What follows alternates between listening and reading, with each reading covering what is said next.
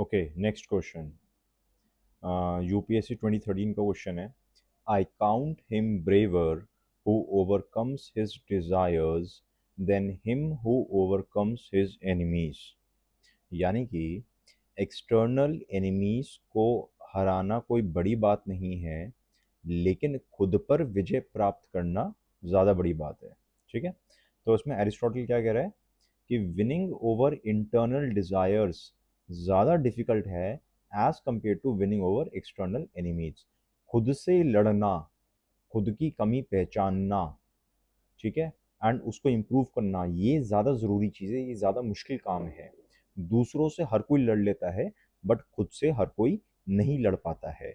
उसका क्या रीज़न है? उसका रीज़न ये है कि जो आपको आपके आसपास दुश्मन दिखाई दे रहा है, वो आप उसको आसानी से देख पा रहे हो। वो एक दो पाँच दस लिमिटेड हैं, लेकिन आपकी जो खुद की इच्छाएं हैं, डिज़ायर्स हैं, वो आपको दिखाई नहीं दे रही हैं, वो एंडलेस हैं।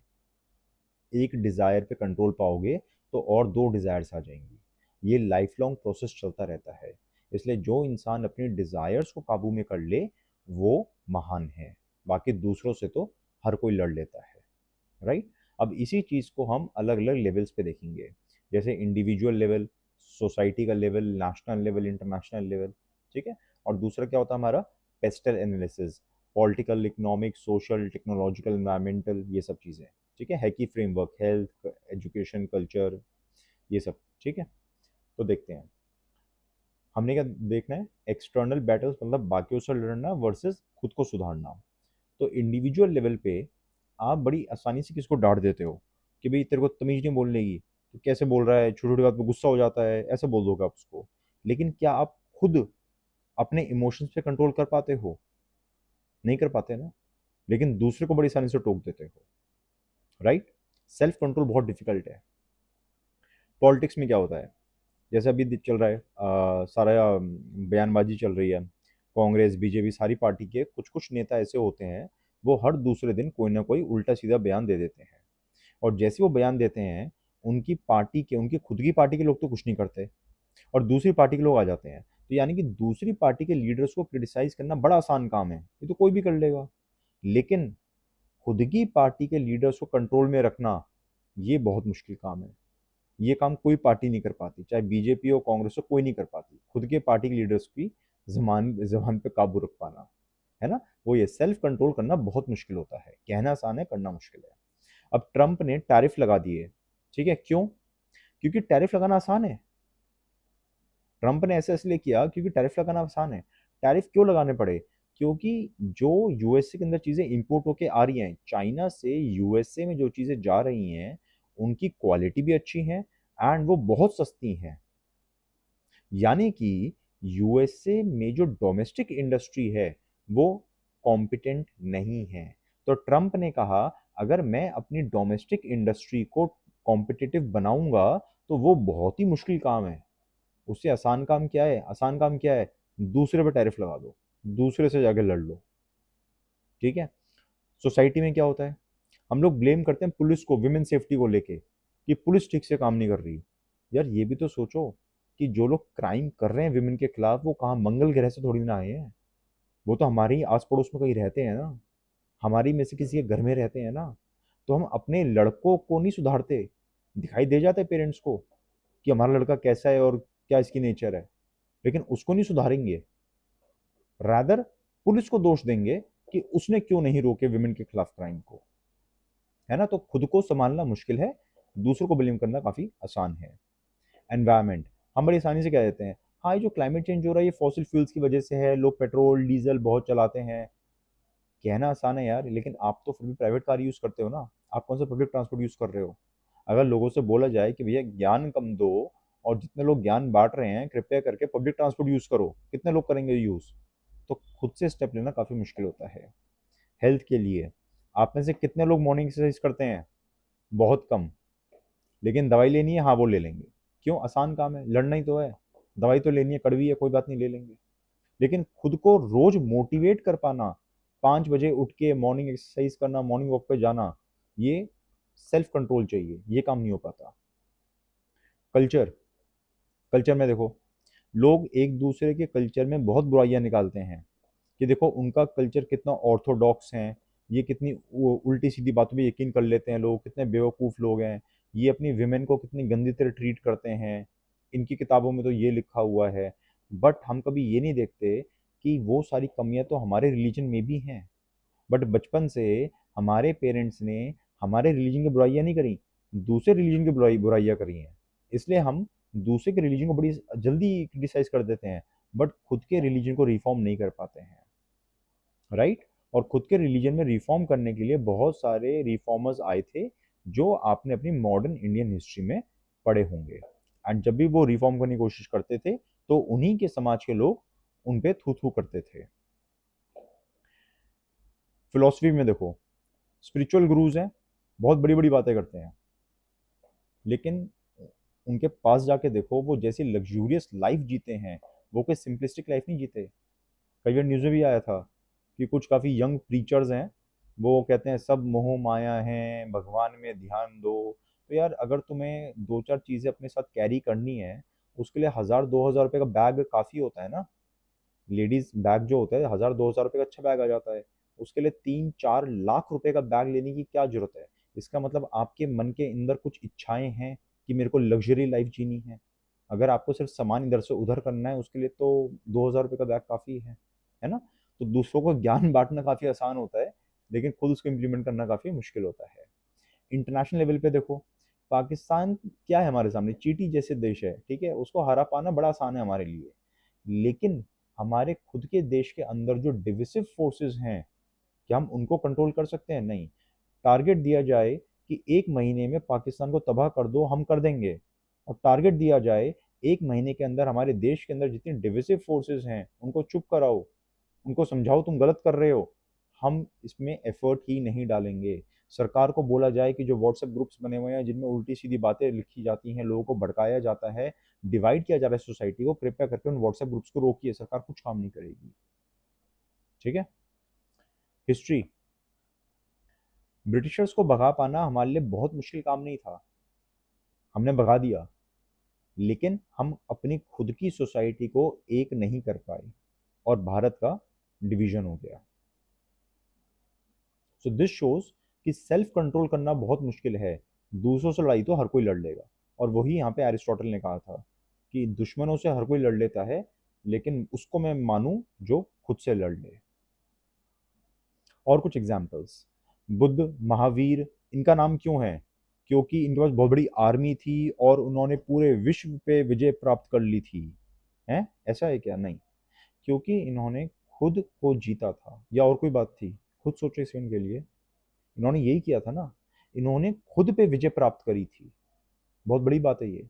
अशोका को क्यों जाना जाता है? क्योंकि उसने कलिंग वॉर जीता था। अरे भाई, कलिंग क्या एक किंगडम ही तो था।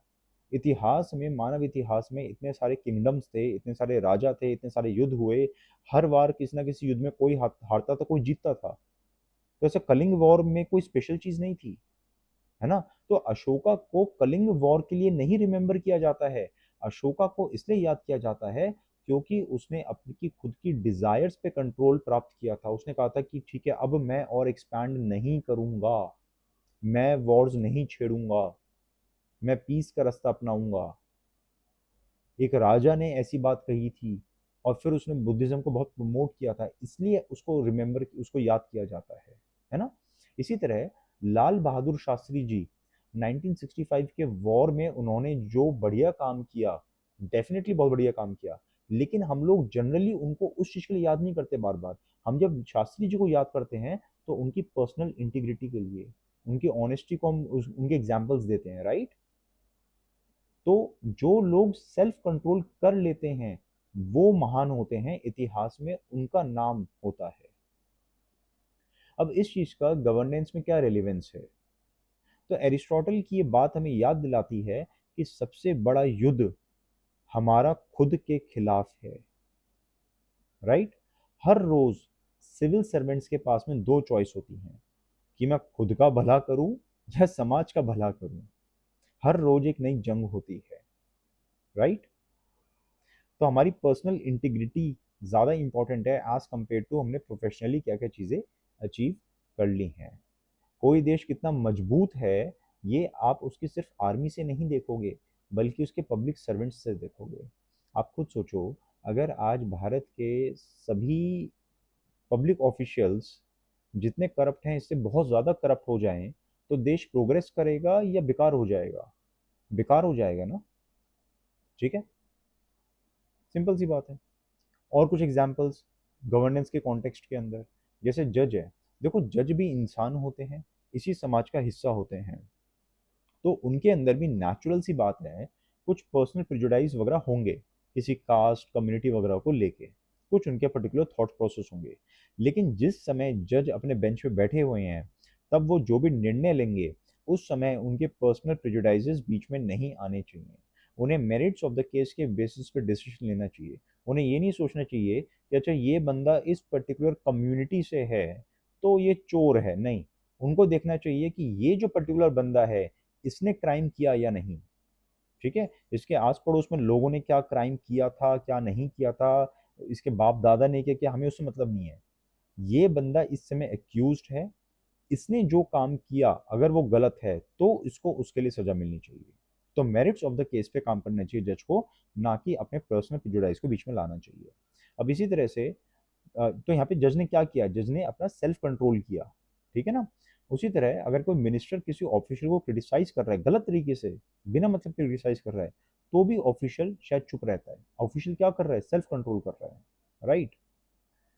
एस्पिरेंट्स को काफ़ी होता है कि यार एग्जाम में कुछ चीट कर लूँ, मैं किसी तरह से कुछ जुगाड़ निकल लिया है, ठीक है, वरना मैं फेल हो जाऊंगा। तो ऐसे डिज़ायर्स को कंट्रोल करना पड़ता है।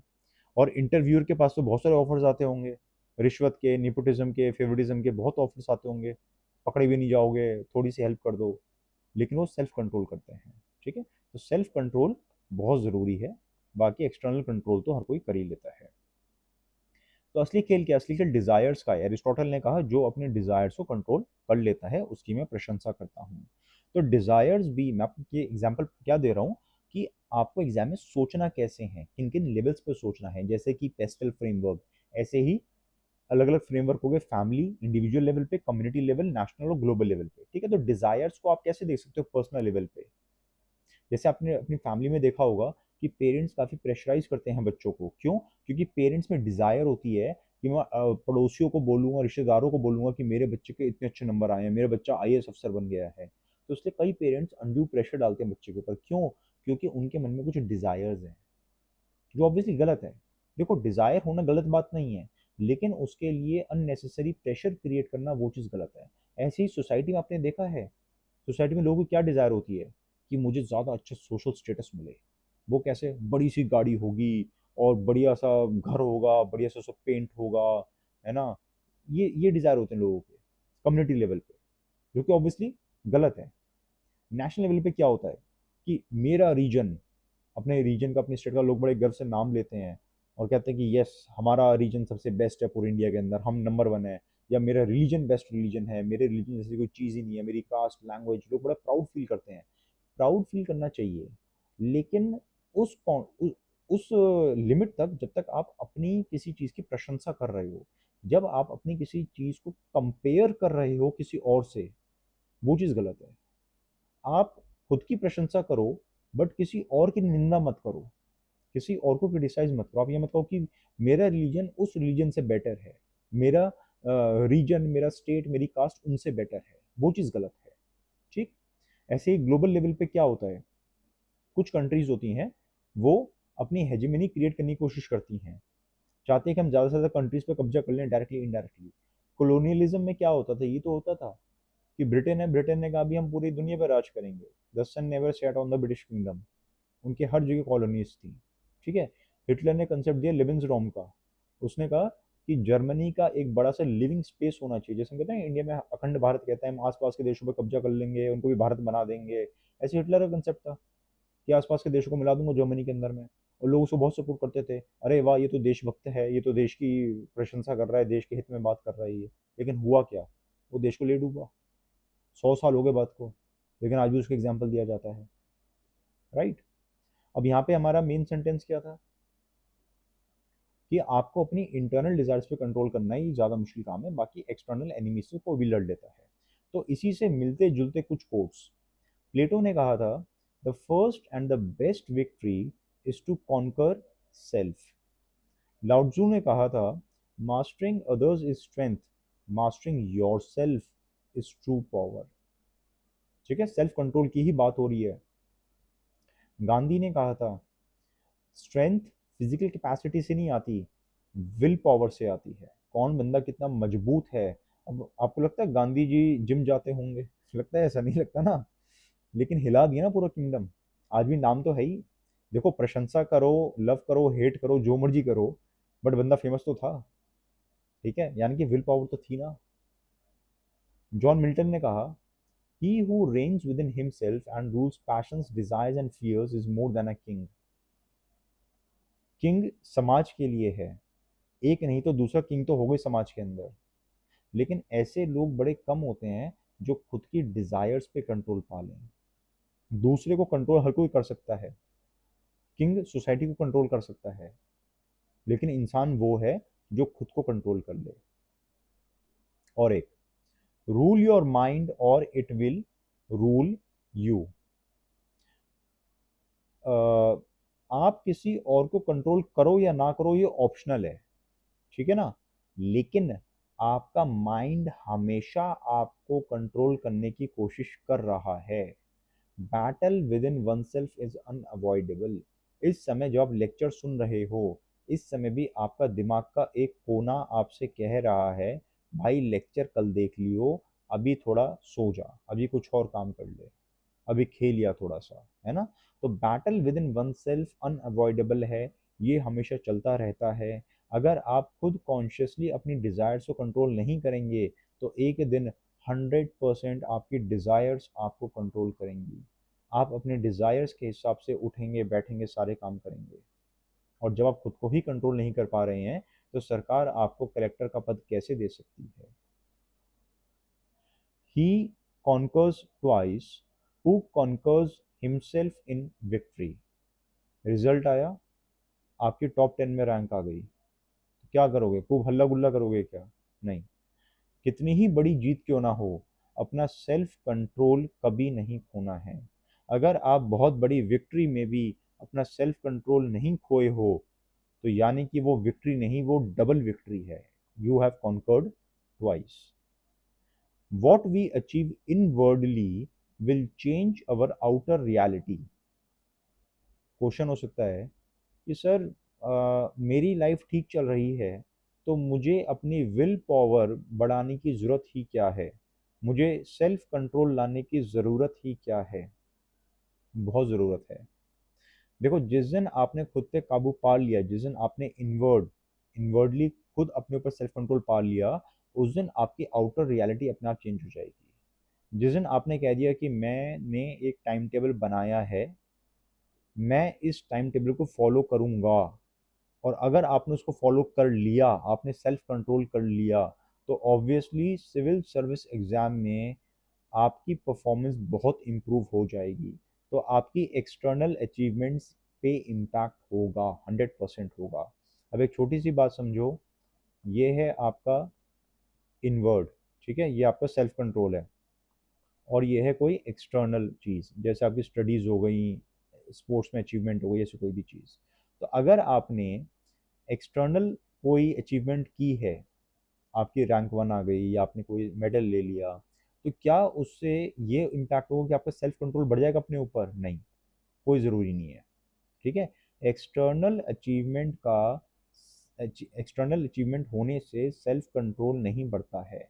लेकिन अगर सेल्फ कंट्रोल बढ़ाओगे अपना, तो एक्सटर्नल अचीवमेंट होने के चांसेस बहुत ज़्यादा बढ़ जाते हैं।